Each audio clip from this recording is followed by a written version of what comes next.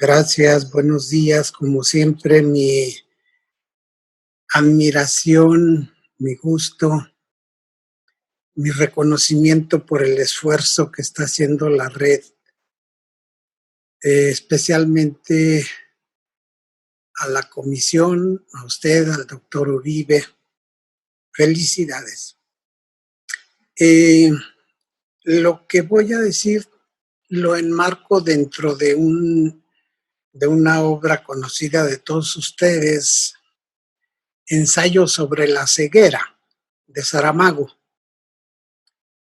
La primera cosa que quiero subrayar es que el compromiso que veo que tenemos como red es intentar innovaciones jurídicas y en ese sentido y desde allí colaborar con la Comisión Estatal. A nosotros no nos toca proteger la regularidad constitucional, eso lo hacen otros órganos y les toca a otros órganos. Las dos reflexiones que hago, una es desde un paradigma con visión formalista que permite la pregunta al artículo 11 constitucional: ¿quién puede limitar la libertad de tránsito? Bueno, pues nada más la puede limitar la autoridad judicial y la autoridad administrativa. Y solamente conforme a lo que dispongan las leyes, en el caso concreto de salubridad general de la República. Y esas existen. Con todo, la obligación de cualquier autoridad es dotar de eficacia al sistema jurídico en marco de sus atribuciones y de manera tal que cualquier aplicación de una norma que pudiese poner en riesgo el ejercicio de un derecho humano, pues obviamente estaría violando su naturaleza de ser. Pero mi pregunta aquí y lo que agudiza esta posibilidad que tiene, esta permisión que tiene el Consejo de Salubridad,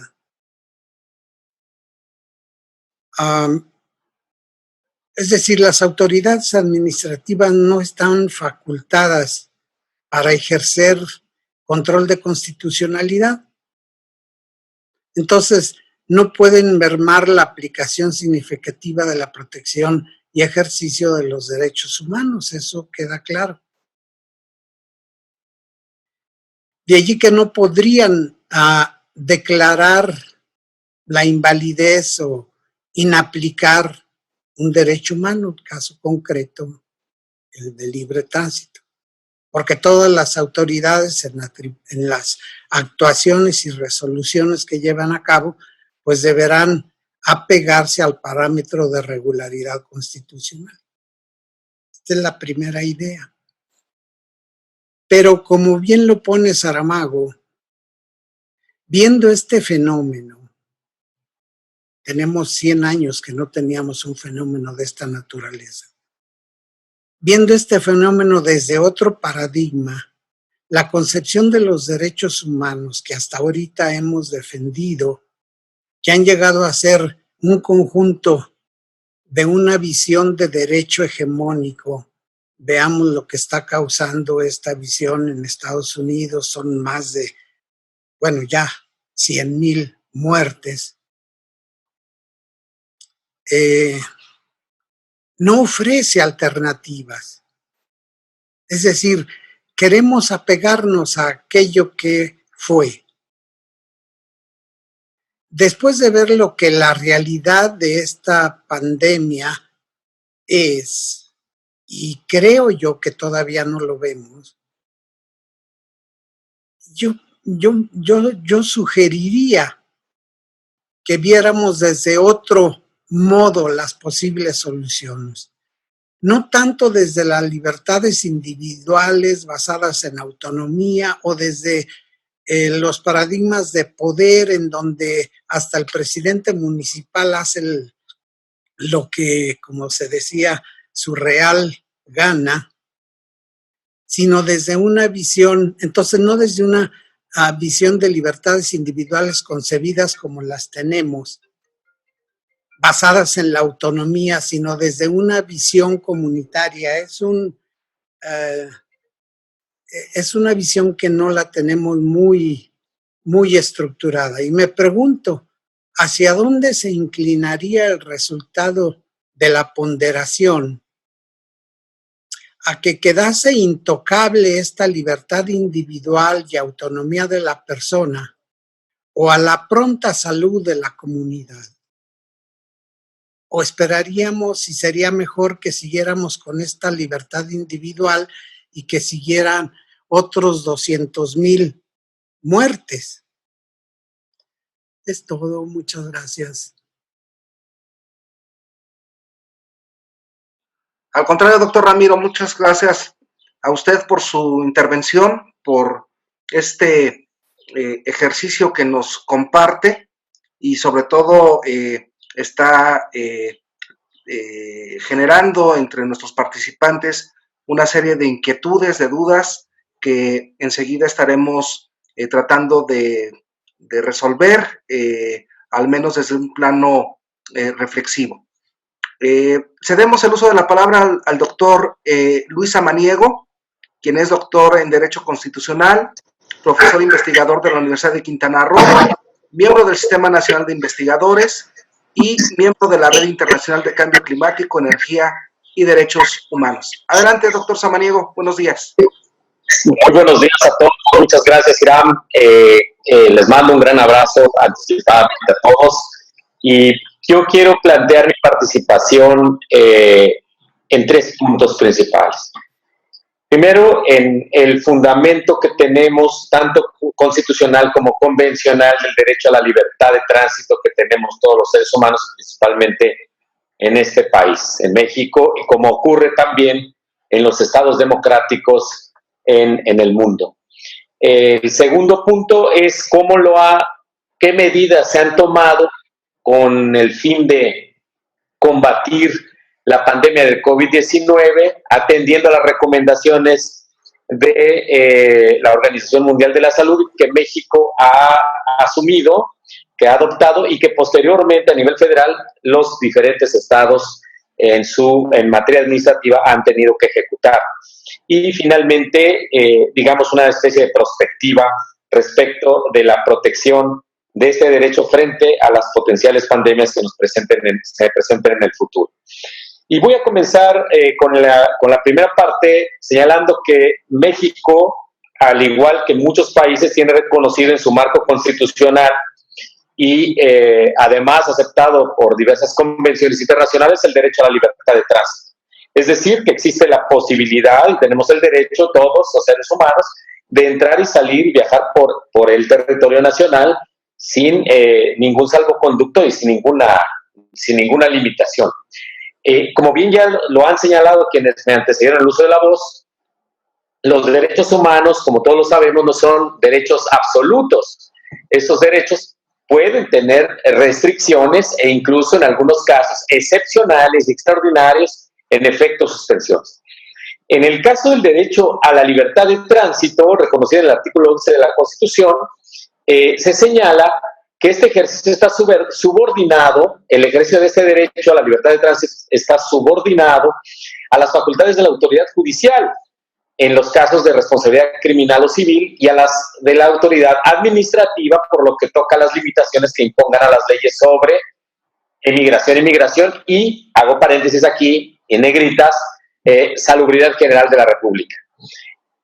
Con base en ello, en México, luego entonces debemos entender que este derecho de libertad que tenemos todos los seres humanos tiene límites.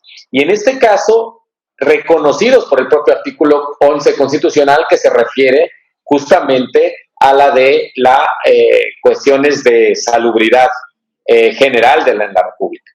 Entendemos entonces que si bien es cierto, tenemos reconocidos también en la Convención Americana de Derechos Humanos, el artículo 22, este derecho a la libertad de tránsito, también se señala tanto en el artículo 22.3 de la Convención Americana como el 12.3 del Pacto Internacional de Derechos Civiles y Políticos, que este derecho tiene restricciones en ciertos y determinados casos, como justamente el de la salud pública. Y tiene toda la razón. Digamos, hay momentos como este en el que estamos viviendo, en el que se justifica tener las restricciones necesarias para evitar la propagación de enfermedades que posteriormente causen problemas a un mayor número de personas. Bien, bajo este esquema, entonces, tenemos que este derecho, que si bien está consagrado, tiene también ciertas restricciones reconocidas en el marco constitucional. ¿Cómo nos encuentra entonces en México cuando se tiene que tomar las decisiones sobre qué camino adoptar, si el estado de excepción o un estado de emergencia sanitaria? Parece ser que México adopta, como muchos países, cada quien lo fue adoptando de manera diversa, pero México opta por tomar las medidas de una emergencia sanitaria de tipo administrativo. Y bajo este esquema, fundamentándose en el artículo 4 del derecho a la salud y por supuesto en la fracción 16 del artículo 73, que le otorga facultades al Consejo de Salubridad General para establecer medidas necesarias con base en la restricción o el enfrentamiento de este tipo de pandemias. Tomando en consideración este fundamento, México a nivel federal opta por este camino y, siguiendo las recomendaciones de la Organización Mundial de la Salud, principalmente el Reglamento Sanitario Internacional, que establece en el artículo 18 las recomendaciones permanentes en caso de pandemias o de la propagación de enfermedades, es que México, al ser parte, obviamente, de la Organización Mundial de la Salud también, pues opta por asumir también esta recomendación. Y con base en ello, se comienzan a emitir una serie de acuerdos que, con el fin de enfrentar esta pandemia del COVID-19. Existen acuerdos desde el 31 de marzo de 2020 que están publicados en el Diario Oficial de la Federación, y me voy a referir principalmente al del 21 de abril del 2020, que con fundamento en el artículo 4 del derecho a la salud y el artículo 73, en su fracción 16, y todos sus demás numerales en los cuales se enumera en este acuerdo, otorga en el artículo 5 cierta facultad, como facultades administrativas, a los gobiernos de las entidades federativas, principalmente las que se señalan en la fracción segunda de este artículo 5 de este acuerdo del 21 de abril, en el que los estados tienen la obligación de instrumentar las medidas de prevención y control pertinentes atendiendo a los criterios emitidos por la Secretaría de Salud y de acuerdo a la magnitud de la epidemia del COVID-19. Y la fracción tercera es donde encuentra su fundamento legal y constitucional, es que en esta fracción tercera, el artículo 5 de este acuerdo del 21 de abril de 2020, el de establecer y ejecutar los mecanismos conducentes a la reducción de la movilidad de los habitantes, atendiendo los diferentes grados de propagación de este virus. Finalmente, el artículo 6 también señala que corresponde a los gobiernos de las entidades federativas en su calidad de autoridades administrativas sanitarias y en general a los integrantes del Sistema Nacional de Salud, ejecutar y supervisar todas las medidas necesarias para enfrentar esta pandemia del COVID-19. Con base en ello, la libertad de tránsito luego entonces empieza a tener restricciones, entiendo yo, basadas constitucionalmente, tanto en el artículo 11 de la Constitución como en el artículo 4, que es el derecho que se debe de preservar. ¿Qué ha señalado al respecto la Corte Interamericana de Derechos Humanos cuando se trata de restringir el derecho a la libertad de movimiento, a la libertad de tránsito de los seres humanos en el continente americano y con base en la Convención Americana? Que esa debe de ser proporcional, que esa debe de ser con una intensidad de la afectación al derecho de tránsito y obviamente con la finalidad de salvaguardar otros bienes superiores al interés general. Con base en ello se han dictado una serie de medidas que se le permitió a los estados en el país poder optar por la reducción de la movilidad de los ciudadanos. Y aquí viene la situación, digamos, que para mí está en mayor conflicto. Cada uno de los gobiernos, tanto municipales como estatales, han optado por tomar medidas muy diferentes y muy diversas, digamos, muy variopintas, si me permite la expresión, para poder limitar, para poder restringir, esa es la palabra correcta, restringir el derecho a la libertad de tránsito. No se ha suspendido porque no se ha entrado en el mecanismo del artículo 29 de la Constitución, del estado de excepción, sino estamos únicamente en la de emergencia sanitaria. Y se ha restringido la movilidad de muy diversas maneras, desde el impedimento a entrar a los municipios, desde prohibiciones para salir a la calle sin fundamentos legales o constitucionales que señalen simplemente sin ninguna justificación, poniendo que nadie puede salir después de las 7 de la noche hasta las 7 de la mañana del día siguiente en diversos municipios, desde la aplicación del doble hoy no circula en diversas entidades de la República, o bien como queriendo imitar un poco alguna medida variopinta también muy singular que también se adoptó allá en Colombia y que nos va a referir el doctor Zuluaga, en el que que salgan hombres un día y mujeres otros días, es decir, que nos vayamos turnando. Incluso hemos visto que en los supermercados, si ustedes habrán acudido a alguno de ellos, se darán cuenta que existe un horario específico para personas adultas mayores entre las 9 y desde las 8 hasta las 11 de la mañana y posteriormente para el resto de la ciudadanía. Es decir, el problema constitucional que entiendo yo está en cuanto a la protección del derecho a la libertad como uno de los derechos humanos más sagrados de todos los seres humanos, es las medidas que se han adoptado por los gobiernos estatales. No es que no tengan la facultad de restringir el derecho, porque sí la tienen, ya me he referido a ello, sino el grado de proporcionalidad y de justificación en el cual los gobiernos de las entidades federativas e incluso municipales han optado por restringir derechos sin ninguna proporcionalidad, sin establecer medidas de durabilidad que justamente justifiquen, como ya se ha hecho referencia, digamos, el combate a la pandemia del COVID-19. ¿Qué nos ha traído como consecuencia la restricción de ese derecho a la libertad? Ahí paso ya a mi tercer punto. ¿Qué consecuencias nos ha traído? Bueno, pues parece ser que nos ha restringido la movilidad de los seres humanos, la hipermovilidad, porque anteriormente, como veníamos yendo antes de la pandemia, y con eso concluyo, si me permite, Hiram, es que los seres humanos nos movíamos por todos lados en aviones y por todos los continentes. Pero al ir reduciendo nuestra movilidad también ha tenido un efecto, se me permite, benéfico, de la reducción en el uso de combustibles fósiles, en los que altamente contaminantes y que, por supuesto, representan el 40% del consumo de energías contaminantes en el mundo. Entonces, esto ha permitido que en muchas ocasiones, en algunos lados, la movilidad también, la restricción de la movilidad también haya tenido efectos benéficos en el medio ambiente, que ese será uno de los puntos que se abordarán en este seminario, entiendo yo, en la última de los análisis que vamos a hacer.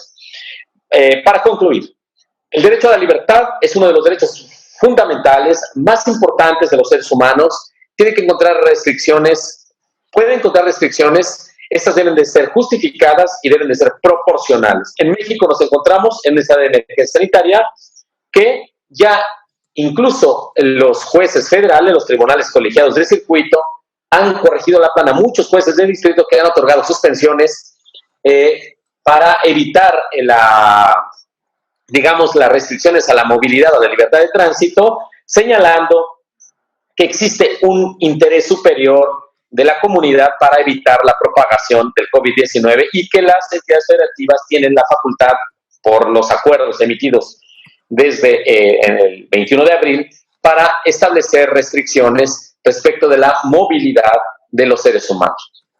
Espero más adelante, en mi segunda participación, poder señalar algunos digamos, opciones que han tomado los diversos gobiernos como Francia, Colombia o Brasil para ir tomando también, digamos, las restricciones a la movilidad de los seres humanos que hasta el día de hoy nos ha tomado todos por sorpresa y que parece ser una fase experimental para todos los seres humanos en una nueva realidad que nos viene en el futuro. Muchas gracias.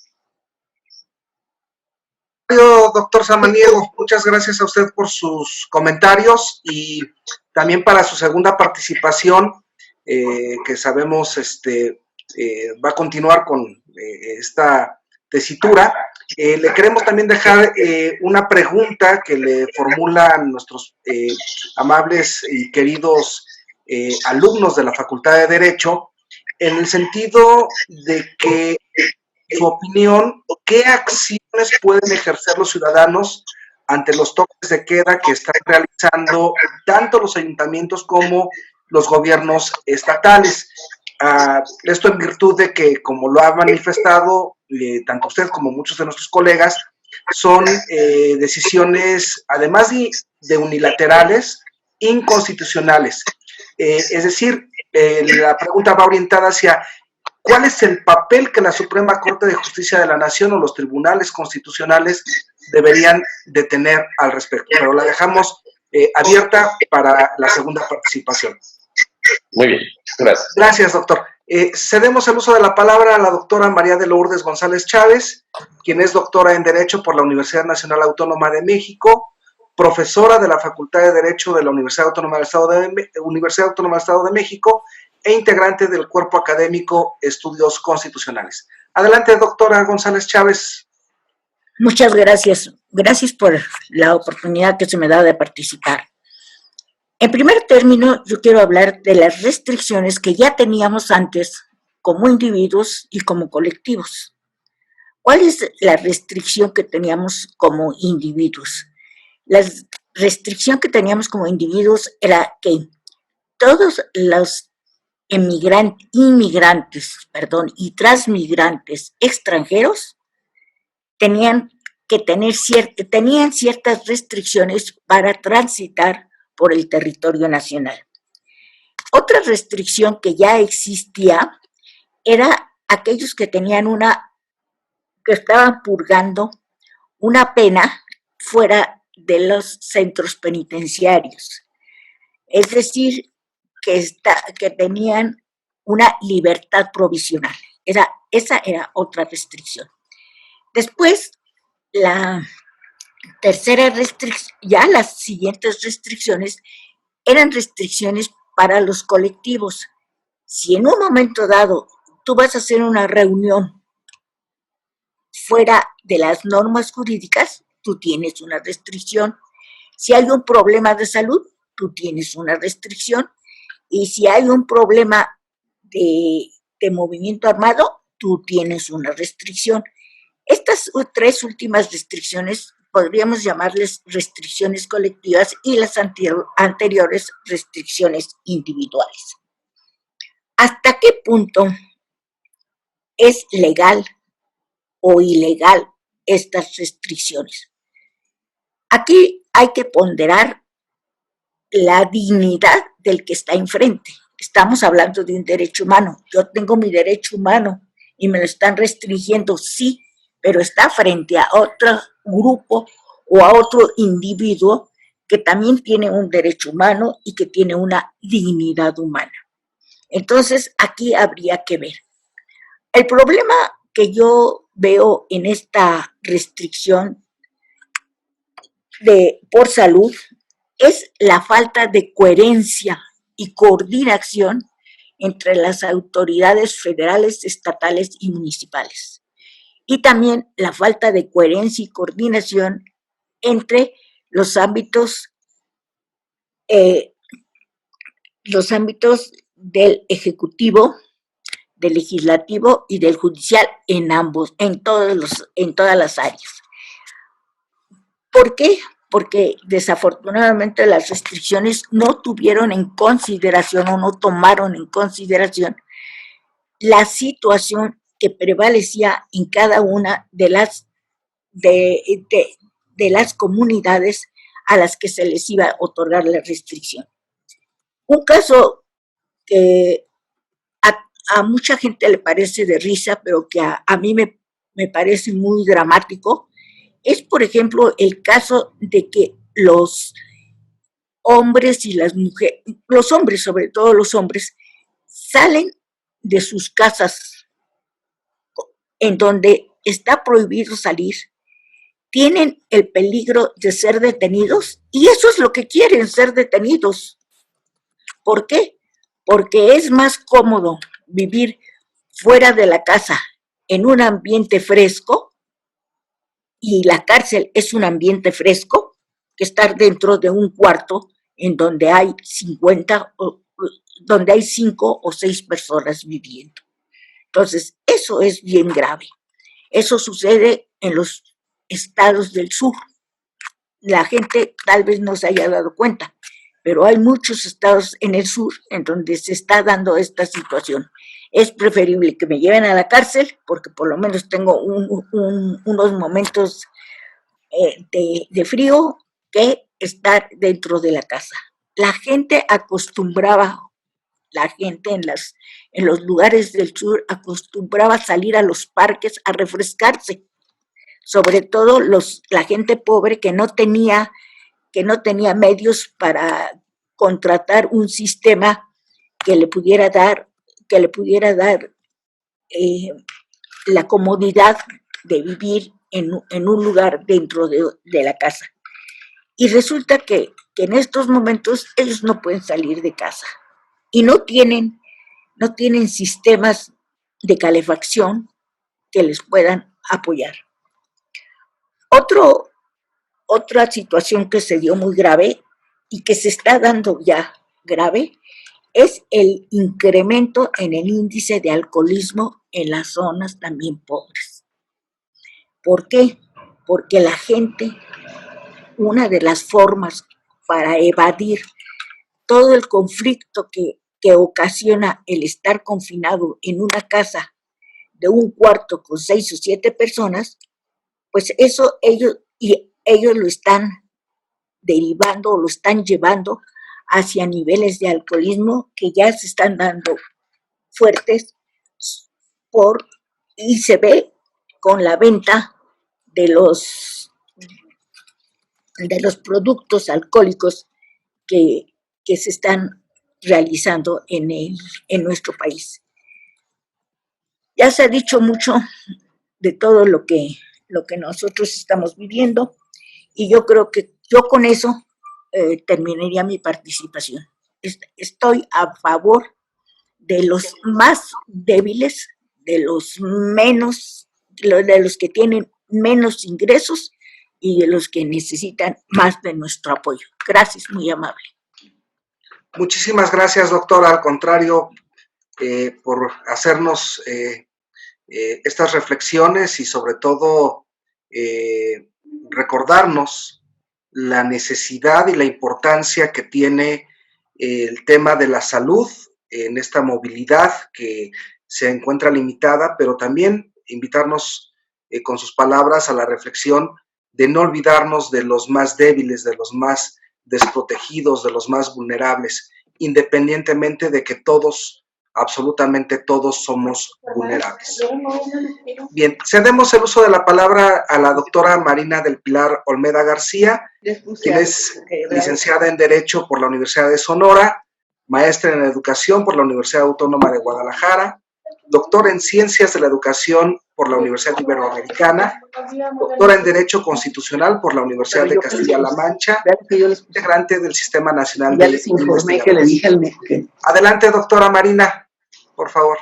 Muchas gracias, buenos días a todos, saludándolos. Perdón, creo que no, mi micrófono. Está prendido, doctora. ¿Está prendido? ¿Sí? Sí, su cámara es la que se apagó. Bien, a ver. Listo, creo que perfecto. Listo. Sí, gracias. Adelante, doctora. Muy amables.